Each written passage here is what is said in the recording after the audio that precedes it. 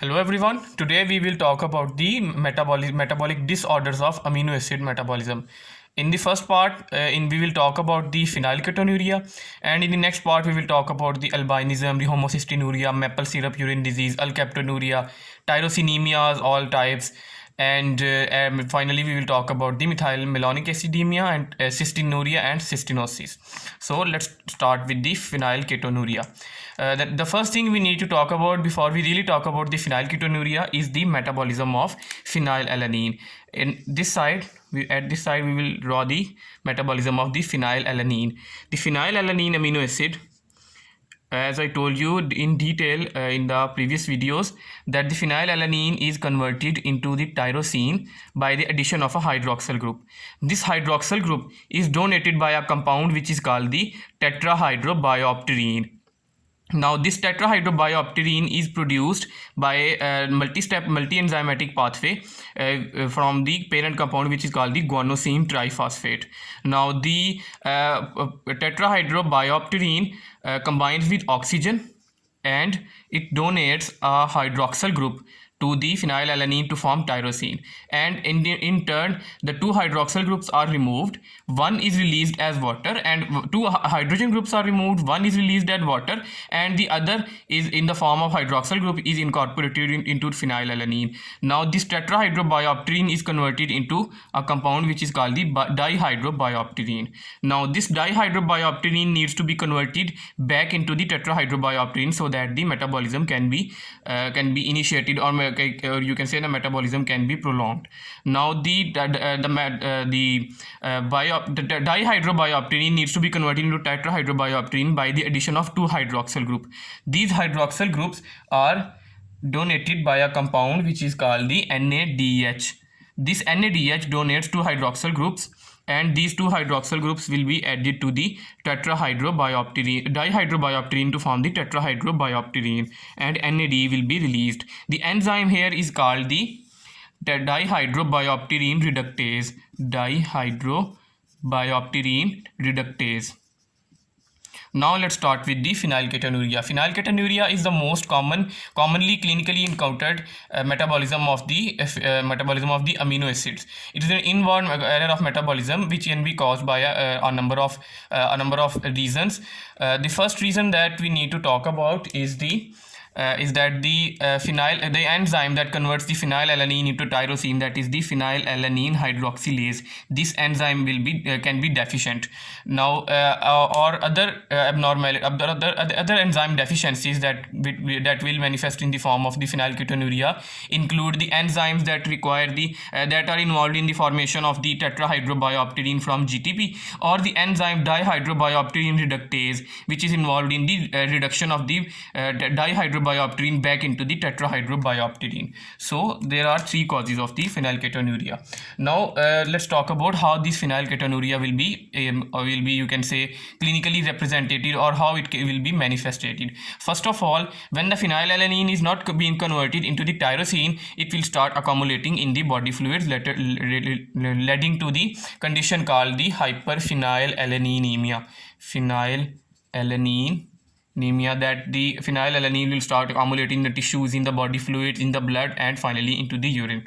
And because the tyrosine is being formed from the phenylalanine, so the tyrosine is a non-essential amino acid. Normally, this we are talking about is the normal reaction, or the normal person. Now if the phenylalanine is not being converted into tyrosine, now tyrosine becomes a you can say the nutritionally essential amino acid, so that the body becomes tyrosine deficient if the tyrosine is not being supplied in the diet. Tyrosine deficiency will be produced. Now let's talk about some other reactions that are associated with the metabolism of the phenylalanine and tyrosine. The tyrosine amino acid that is produced is used in the formation of the catecholamines, as we will talk about later in detail when we talk about the metabolism of the catecholamines. Now the tyrosine, just briefly a review here, the tyrosine is hydroxylated to form dihydroxyphenylalanine. The hydroxyl group is added. Again, the donor of the hydroxyl group is our friend tetrahydrobiopterine, and it is converted into dihydrobiopterine. It is converted back, but I will not mention it here. Now this DOPA or the dihydroxyphenylalanine is converted into three neurotransmitter: the catecholamine, the norepinephrine, which is a component of the sympathetic nervous system, the epinephrine, which is formed from norepinephrine in the suprarenal medulla, and finally the dopamine. Now these amino acids are involved in mediating a lot of actions mediated by the sympathetic nervous system. Okay, now the another neurotransmitter is formed by a reaction that involves the conversion of tryptophan into serotonin. First of all, the tryptophan is hydroxylated to form the hydroxytryptophan, and then this hydroxytryptophan is converted into the serotonin. Okay, serotonin acts as an inhibitory neurotransmitter in brain and also in peripheral tissues like GIT. Now the hydroxyl group donor is the tetrahydrobiopterin, which is converted into dihydrobiopterin. Now you must have noticed that all these three reactions involve the use of the tetrahydrobiopterin, and it is converted into dihydrobiopterin, which is converted back into the tetrahydrobiopterin by the enzyme called the dihydropteridine reductase. Now if there is some kind of abnormality in the conversion of the dihydrobiopterin into tetrahydrobiopterin, then all these three reactions will stop. So all these three reactions will stop. Or if the tetrahydrobiopterin itself is not being formed from GTP is not forming the tetrahydrobiopterin, then all these three reactions will also stop. But if there is a deficiency of the phenylalanine hydroxylase, then only the first reaction will stop. And as a result of that first reaction, because the first reaction forms the tyrosine, so the tyrosine is not formed, and from the tyrosine the catecholamine, the epinephrine, norepinephrine, and the dopamine are not being formed. So in short, the phenylketonuria is manifested by the deficiency of these neurotransmitters. Now as the deficiency of these neurotransmitters will be encountered, there will be intellectual disability and central nervous system problems will be there. Okay, now the treatment or a compensation in this case can be that you administer to the patient the DOPA. L-DOPA drugs are available that are also used in the case of Parkinson disease. They can also be used in the case of the phenylketonuria. Either you can give them DOPA, or you can give them hydroxytryptophan.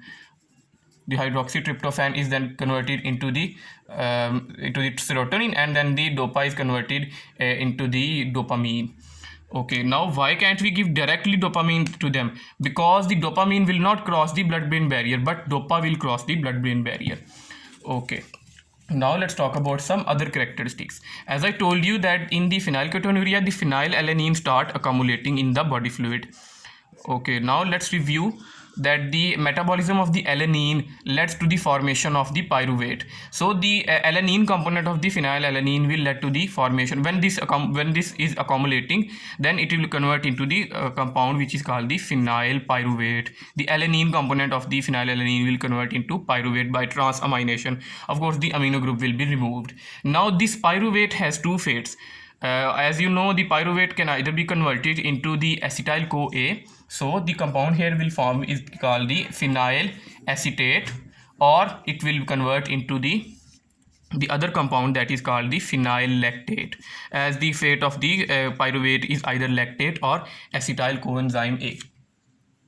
These two compounds, the phenyl lactate and the phenyl acetate, they will give urine a characteristic musty odor. The musty odor is something that is being rotted, or something that has been kept in the corner for some time, and some must or some fungi act on it. So it will be a rotten smell, a musty, mousy smell. Okay, now let's talk about some other manifestation of the phenylketonuria. Remember that the phenylketonuria is manifested mainly in the form of the intellectual disability. The IQ of these patients is normally less than equal to 50. So they are very much mentally retarded, and they cannot cope up with the society normally. Now as you know that the tyrosine is also converted to melanin. not directly into melanin, but in the form of a complete pathway that involve the first enzyme called the tyrosinase, which is a copper containing enzyme. Okay, now the tyrosine, if the tyrosine is not being formed from the phenylalanine and it is also not being supplied in the diet, then the melanin pigment is not formed and the patient will manifest the you can say the symptoms of the hypopigmentation.